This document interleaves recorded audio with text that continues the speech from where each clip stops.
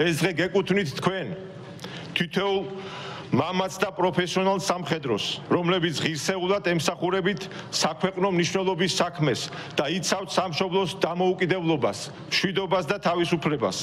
სამხედრო სამსახური მოითხოვს სიმამაცეს, პროფესიონალიზმსა და პატრიოტიზმს. თითოეული თქვენდანი გმირობისა და თავდადების მაგალითია. სწორედ თქვენ წარმოადგენთ იმ მტკიცეს აღდგენს, რაზეც დგას ჩვენი სახელმწიფო თავისუფლება, სუვერენიტეტი და მშვიდობიანი მომავალი. საქართველოს დამოუკიდებლობის აღდგენასთან ერთად ქართული ჯარის ჩამოყალიბებისა და მისი განვითარების მიმართულებით მნიშვნელოვანი ნაბიჯები გადაიდგა. შექმნის დღიდან 34 წლიანი ისტორიის განმავლობაში თავდაცვის ძალები ყველა ომსა და ბრძოლაში ღირსეულად იცავდა საქართველოს ტერიტორიულ მთლიანობასა და თავისუფლებას, რისთვისაც ქეთს ვიხრი თითოეული სამხედრო მოსამსახურის წინაშე. ამ წლების განმავლობაში საქართველოს თავდაცვის ძალების წინაშე არსებული არაერთი რთული გამოწვევა გადაილახა. გვირდებით, რომ ჩვენი თავდაცვის ძალების გაძლიერება, ჩვენი ქვეყნის წინსვლა და განვითარება მომავალშიც გაგრძელდება. გერქვა საქართველოს ჯარისკაცი ეს ერთდროულად უდიდესი პატივი და უზარმაზარი პასუხისმგებლობაა.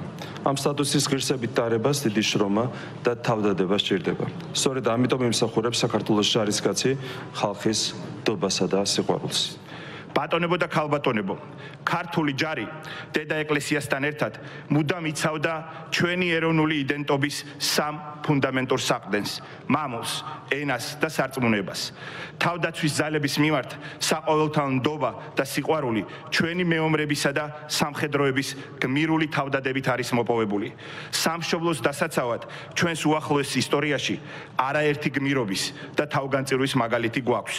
თავდაცვის ძალების რიგებში ღირსეულად აგრძელებენ სამსახურს ჩვენი დაუმარცხებელი და გაუტეხელი დაჭრილ-დაშავებული მებრძოლები, თავდაცვის ძალების გამორჩეული ჯარისკაცები, როგორც ჩვენ მათ ვეძახით დაუმარცხებლები. მინდა განსაკუთრებული პატივისცემით მოგილოცოთ თქვენ ეს დღევანდელი დღე.